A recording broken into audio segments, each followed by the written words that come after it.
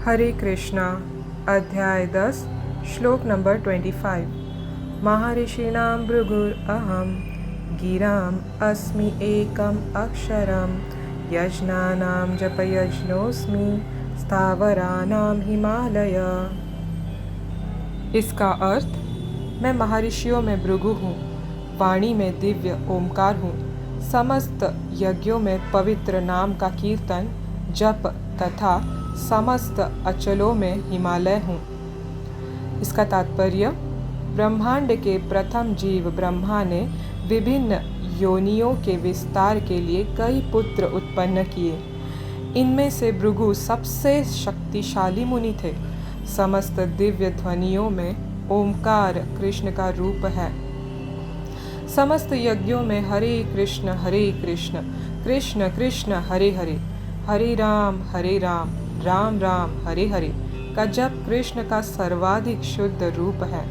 कभी कभी पशु यज्ञ की भी संस्तुति की जाती है, किंतु हरे कृष्ण यज्ञ में हिंसा का प्रश्न ही नहीं उठता। यह सबसे सरल तथा शुद्धतम यज्ञ है। समस्त जगत में जो कुछ शुभ है वह कृष्ण का रूप है, अतः संसार का सबसे बड़ा पर्वत हिमालय भी उन्हीं का स्वरूप है। पिछले श्लोक में मेरु का उल्लेख हुआ है, परंतु मेरु तो कभी कभी सचल होता है, लेकिन हिमालय कभी चल नहीं है, अतः हिमालय मेरु से बढ़कर है। हरे कृष्णा। तो ये था श्रीला प्रभुपाद जी द्वारा दिया हुआ तात्पर्य। तो इस श्लोक के द्वारा भगवान बता रहे हैं कि जो सबसे शक्तिशाली मुनि है वो है भृगु मुनि, जो ब्रह्मा जी से उत्पन्न हुए हैं। ब्रह्मा के कई पुत्र हैं जिनको उन्होंने सृष्टि का विस्तार करने का आज्ञा दिया था। कुछ लोगों ने मना कर दिया और कुछ ने उसको स्वीकार किया। तो भृगु मुनि का जो वंश है दोस्तों, ये बहुत पावरफुल शक्तिशाली मुनि है। बलि महाराज की कथा में भी भृगु मुनि ने ही उन्हें जिताया था देवताओं के खिलाफ। तो उस तरह से देखा जाए तो भृगु मुनि जो हैं ये भगवान के ही स्वरूप हैं। तो जैसे वाणी में ओमकार की उच्चार होती है, ये दिव्य उच्चारण होती है। तो ये ओमकार का जो उच्चारण है ये और कोई नहीं, स्वयं भगवान कृष्ण ही है। कुछ जगह पर तो कहते भी हैं कि जब हम ओमकार की ध्वनि को उच्चार करते हैं तो उसमें हमें करताल और मृदंग का भी आवाज़ आने लगता है। वो प्रैक्टिस करने के बाद, कि ऐसे नहीं कि अभी किए और वो आ गया, ऐसा नहीं। एक समय के बाद वो अनुभूति होती है जहाँ पे हमें ओमकार के उच्चारण से भगवान कृष्ण का स्वरूप दिखने लगता है। उसी तरह हरे कृष्ण महामंत्र ये सबसे सर्वाधिक यज्ञों में, समस्त यज्ञों में नाम, पवित्र नाम जो है उसका कीर्तन, ये सबसे उत्तम है और ये भगवान का ही स्वरूप है जो भगवान यहाँ बता रहे हैं। तो हरे कृष्ण महामंत्र का उच्चारण करने वाला व्यक्ति ये समझ सकता है कि भगवान उसके समक्ष उपस्थित है और उसके जीवा पर नाच रहे हैं। ये मंत्र और कोई नहीं, साक्षात भगवान ही है, भगवान कृष्ण ही है।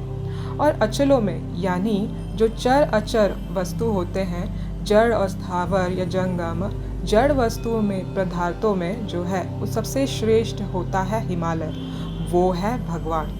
अब भगवान हमें ये दृष्टि इसीलिए तैयार करने के लिए कह रहे हैं ताकि जब हम इन सब वस्तुओं पर और इन सब चीज़ों पर जब हमारी दृष्टि जाए तो हम भगवान कृष्ण को याद करें। और स्मरण मात्र से तो समस्त पापों का नाश होता है और सच्ची भगवत भक्ति और प्रेम का उद्गम होता है।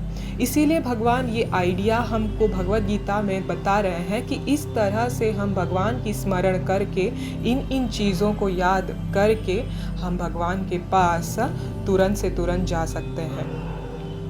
जैसे हरे कृष्ण महामंत्र का भगवान कहते हैं ये सबसे समस्त यज्ञों में श्रेष्ठ यज्ञ है, जप यज्ञ, कीर्तन यज्ञ। तो इसकी एक मैं आपको महिमा, एक कथा सुनाती हूँ। जैसे कि द्वापर युग में आप जानते हो कि यज्ञ करना कितना आवश्यक होता था। तो उस दौरान कहा जाता था जब यज्ञ होता था बहुत काल तक होता था और फिर जब उसकी समाप्ति होने की होती थी, वक्त होती थी, उस वक्त मंदिर में एक घंटा होता था, वो घंटा अपने आप बजने लगता था। जब वो सक्सेसफुल हो जाता था, यज्ञ समाप्त हो जाता था पूर्णता से, तो उसकी समाप्ति पर सक्सेस होने का, सफल होने का जो अनुभूति है वो अपने आप उस मंदिर का घंटा जो है बजने लगता था। तो इस हिसाब से लोगों को पता चल जाता था कि यज्ञ पूरा हुआ और अब इसको शेष किया जा सकता है। तो इस तरह से उनको समझ में आता था। अभी के कलयुग में ये पॉसिबल नहीं है, क्योंकि सब कुछ दूषित हो चुका है, तो ऐसा एक्सपेक्टेशन हम नहीं रख सकते। तो द्वापर में ऐसा होता था। तो एक बार युधिष्ठिर महाराज के शासन में ऐसे ही कुछ हुआ। यज्ञ कर रहे थे लोग, यज्ञ करने पर क्या हुआ, यज्ञ खत्म ही नहीं हो रहा था, यानी वो घंटी बज ही नहीं रही थी। घंटी इसीलिए बज नहीं रही थी क्योंकि यज्ञों में ब्राह्मणों को भोजन करवाना होता है, लोगों को भोजन करवाना होता है, यज्ञों में कीर्तन होता है, और सबसे बड़ा यज्ञ का मतलब है भगवान का भजन कीर्तन, इसी को यज्ञ कहते हैं। तो आज भी गांव के जो जगह पे कहीं कहीं बहुत जगहों पर यज्ञ इसी को कहते हैं, भगवान के प्रवचन को ही यज्ञ कहते हैं, बोलते हैं हम यज्ञ में जा रहे हैं, ऐसे भी होता है। तो उस समय पे ऐसे होता था, ठीक है। तो क्या हुआ, जब पता लगाने पे पता चला युधिष्ठिर महाराज को कि एक सन्यासी, एक साधु थे जो खाना खा नहीं रहे थे, जो प्रसाद ग्रहण कर नहीं रहे थे। तो पूछने पर पता चला कि वो क्यों नहीं खा रहे थे। तो उस साधु का एक कंडीशन था। उस साधु ने कहा कि मुझे पूरे 100 यज्ञ का जो है फल तुम मुझे प्रदान करो, तब मैं जाके ये प्रसाद ग्रहण करूँगा। अब युधिष्ठिर महाराज तो बोले कि मैं ये एक यज्ञ कर रहा हूँ, इसी को समाप्त करने में मेरी हालत निकल रही है, आप खा नहीं रहे हो प्रसाद, तो मैं आपको 100 यज्ञ का फल कहाँ से दूँ, जो मेरे पास है भी नहीं। तो सन्यासी बोला तो फिर छोड़ो, मैं तो नहीं खाने वाला, और वो सो गया या ध्यान में लग गया। तो अभी क्या हुआ, युधिष्ठिर महाराज परेशान हो गए, महल में आए, खाए पिए आराम किए।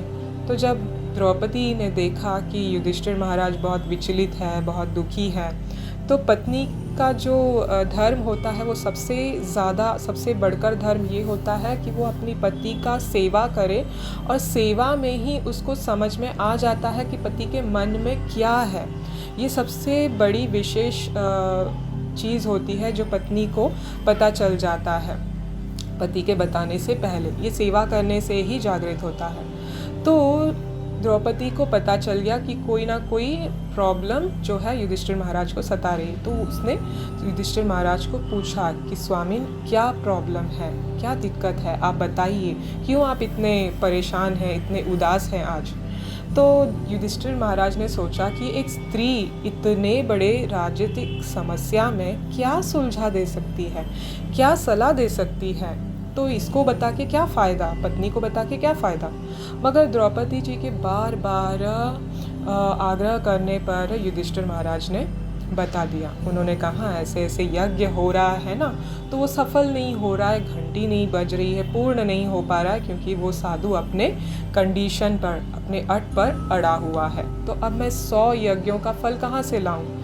तो कहते हैं महाभारत की कथा में कि द्रौपदी जो थी ये बहुत ही होशियार स्त्री थी, दिखने में भी सुंदर थी और नीतियों में भी सुंदर थी। कई बार तो जो कार्यकल्प चलते थे राज्य में, तो उसमें द्रौपदी ही सलाह देती थी युधिष्ठिर महाराज को। तो उसने कहा इतनी सी बात और आप इतना बड़ी चिंता कर रहे हो। तो युधिष्ठिर को लगा अरे इसको पता है इसका जो सॉल्यूशन है। तो उन्होंने कहा द्रौपदी ने कि बिल्कुल पता है स्वामी। तो उन्होंने कहा कि बताओ क्या करना है।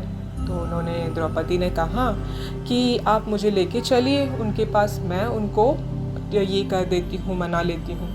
तो बोले ठीक है, लेके गए वहाँ पे। तो साधु को पूछा तो बोले आपके पति को मैंने जो है बता दिया है शर्त, वो पूरा तो नहीं कर पा रहे हो, तो आप कैसे पूरा करोगे।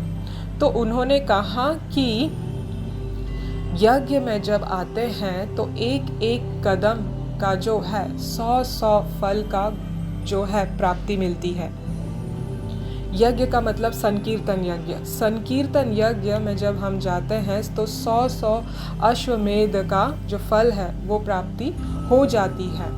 तो उसने कहा आप इतने दूर चल के आए हो और यज्ञ में तो संकीर्तन होता ही है, तो यहाँ पे आप एक एक कदम चल के आए हो तो आपको 100 से भी ज़्यादा फल की प्राप्ति हो गई है, और मेरे पास अब मैं चल के आई हूँ तो मुझे भी उस फल की प्राप्ति हो गई है, वो भी 1000 या करोड़ों गुना ज़्यादा। उसमें से जो फल है मैं आपको दे देती हूँ, उसमें से 100 आप रख लीजिए, बाकी मैं रख लूँगी, आपको जो करना है आप कर लीजिए। तो ये सुनकर मुनि जो है बहुत खुश हुए और उन्होंने प्रसाद ग्रहण किया। जैसे ही उन्होंने यज्ञ का प्रसाद ग्रहण किया, घंटी अपने आप बजने लगी। तो कहने का तात्पर्य मित्रों यह है कि कोई भी यज्ञ हो वो नाम जप के बिना सफल नहीं हो सकती। नाम जप ही सबसे सर्वात समस्त जो मंत्रों में है वो सबसे ऊपर यज्ञ में है। तो इसीलिए हरे कृष्ण महामंत्र का जपना बहुत ज़रूरी है। ये सबसे पावरफुल और शक्तिशाली मंत्र है, क्योंकि ये मंत्र जो है ये भगवान कृष्ण ही है, जैसे भगवान बता रहे हैं भगवत गीता में। इसीलिए ये समस्त दोषों का परिहार है, समस्त पापों का खंडन करने वाला है और अंततोगत्वा भगवान कृष्ण का प्रेम प्रदान करने वाला है। इसीलिए हमें तुरंत से तुरंत इसका जप करना चाहिए, क्योंकि इसके जप से, इसके कीर्तन से, इसके ध्यान मनन कीर्तन से हमें करोड़ों करोड़ों अश्वमेध यज्ञ का फल का प्राप्ति भी हो जाता है। हरे कृष्ण कृष्ण कृष्ण हरे हरे, हरे राम राम राम हरे हरे। श्री कृष्ण भगवान की जय। श्रीला प्रभुपाद की जय।